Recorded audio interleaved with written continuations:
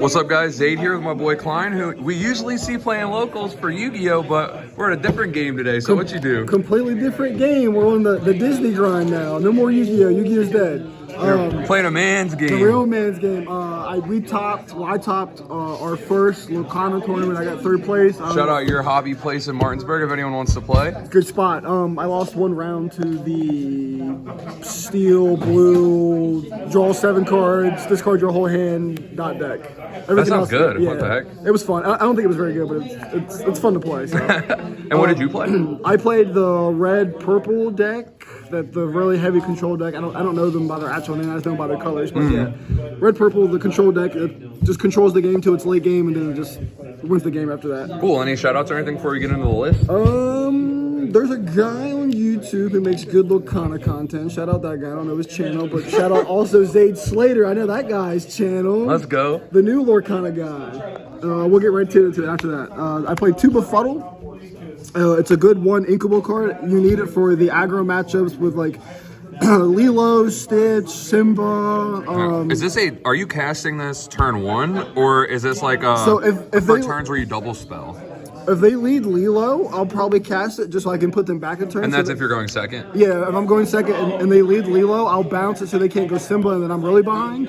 Other times, sometimes I'll hold it. It just depends on the matchup, depends on my hand. I never ink this card though. It's always being used. Weird. I felt like I inked it a lot today. I didn't like it, but I don't know the game. I might have been playing it wrong. Yeah, but we didn't play against any aggro. Against the aggro, this is like you have to have it. And then 4 Archimedes. I think I haven't read this card yet. It's just a 1-drop 2/2. I think every deck should play 4 of a 1-drop 2/2. This is just the one I picked. This seems like it's really good against the aggro decks too, because their 1-drops are 1/1s. Yeah. So you're going to trade with 2, even though you're not inking up. You're getting closer to simplifying the game you're state. trading with the little guys, and it's just good value. And anytime you can start out valuing the aggro deck, you're in a good spot. And then a lot of us don't play 4 of this. I play 4 Gaston. I think its stats are just insane, and it trades with a lot of stuff. It trades with Simba, it trades with Cusco. Anything that has 4 defense, I think this card's just nuts. This card felt weird to me today. It felt like it does trade up when it trades, but since it can't quest, it feels like it just kind of sits there a lot of the time. But that it helps that it's inkable. Right. You just turn into a land. Yeah. Again, like with the aggro decks, and especially like the green deck that plays Cusco, or like against the yellow deck that has Simba, this just trades with those cards, and it's a good trade, especially if you're just 2 ink. Also trades with the blue card that if they have a lot of land, it taps for 5. I forget which one that was. Oh, the Bell card. Yeah, it outs that. It trades with Bell. It's really good. Yeah, I think this card is just for a 2/4/2. It's just the stones. And then you play 2 Broom, 2 Mickey. Only 2 of each? These cards seem like they'd be better in bigger numbers. Why? Maybe. Just because it's a 2/2, like it doesn't give you that much value. But you only play it really for the draw 7 deck that's going to mill you out, so they can't mill you out. I was using this against that deck to put back my board wipes. Since they keep ripping them, I'm like, cool. I did the same thing. And then you also need it for the mirror, because a lot of times the mirror goes to deck out, so you can't deck out. And then this is so you're really just playing 2 to go infinite off them, kind of. Put Broom back with Broom, never deck out. Right. And then Mickey, like, it recircles the brooms, and then it's a 3/4 lures for 2. It's okay. And then some of the really broken cards. You play 4 Maleficent, because this card felt nutty to me all day. You play a card, you draw a card, it replaces itself, and then this is where it really gets nutty. The 4 Pot of Greed, where you tap it, you tap a 3 and then draw 2. I wish you could do that on guys that just came out. Yeah, it could be a little broken, then we could do that. So you would play this on turn 3, draw a card, turn 4, you would sing it, and you just went plus infinite. And you're just open so much card advantage.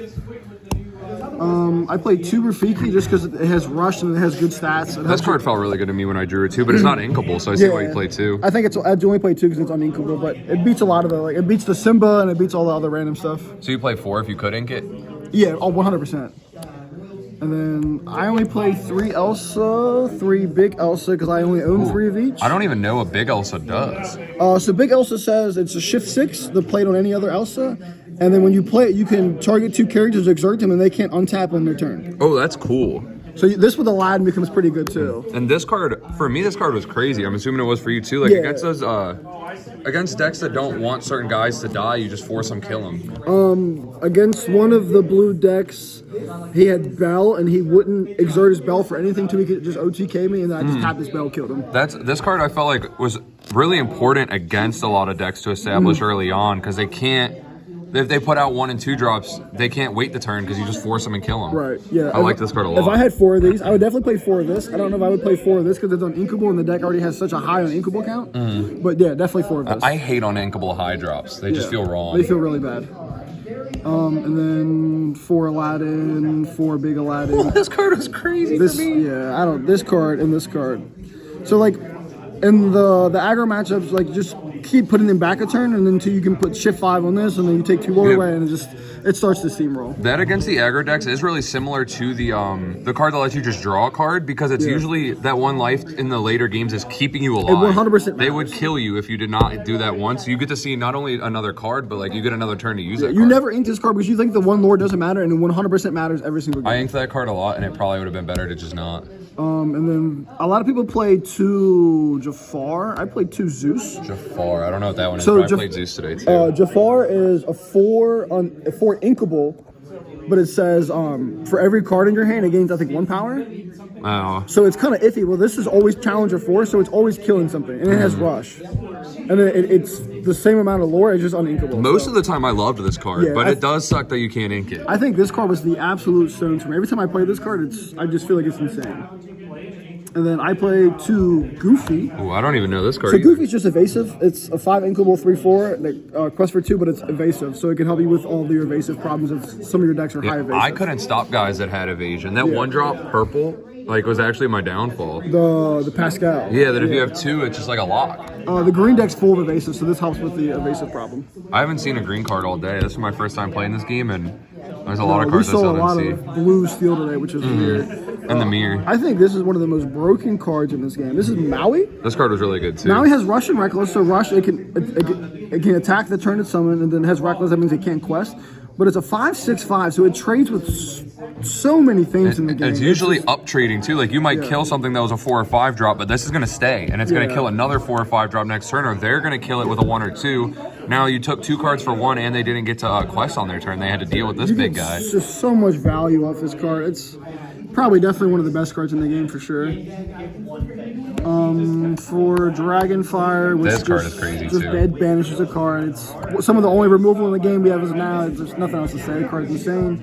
A lot of the removal that like the steel, I think it was, deck had too, is like do like X amount of damage. 3 This damage, is like get go. I don't care what you are, go. Yeah. Unless it's like Cusco, like what Cusco says on targeting, this card just beats everything. And then for Dark Hole. Yeah, this card is crazy too. Again, and then the fact that you can scene it also. So like one of your guys who's already on the board, you can just scene it, blow everything up, and then play another guy that quests for 2 or 3. The game's just over. This card's nutty.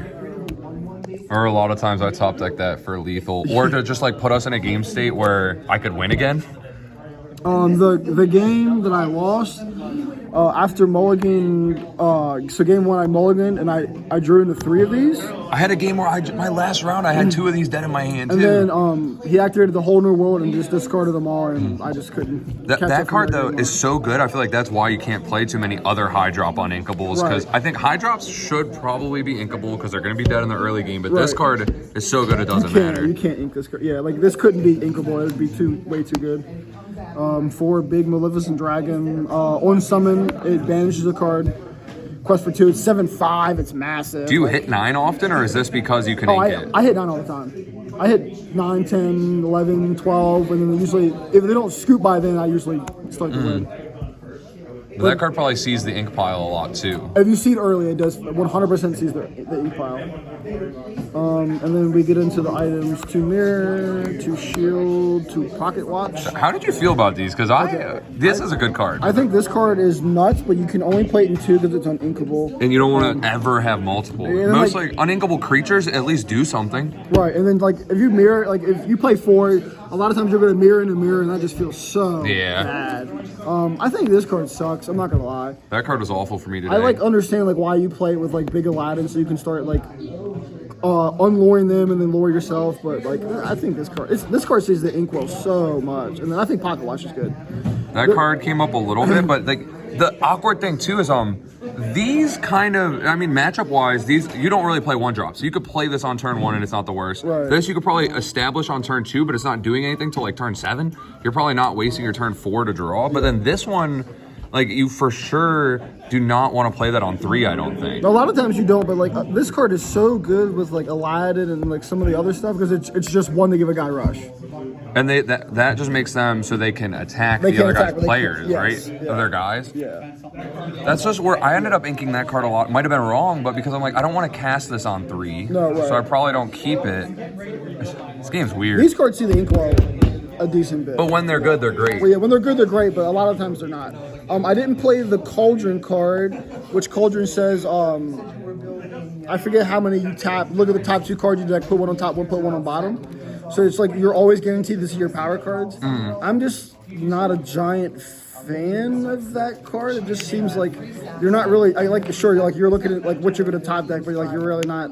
My Yu-Gi-Oh brain just seems like it's bad. It's not doing enough. Yeah. But You don't understand the power of Scry yet. Yeah, everybody says it's insane, so maybe I test that card in the future. So Scry's like half a draw. yeah, I don't get it, but like I have to test it like to see how good it is. 64 cards.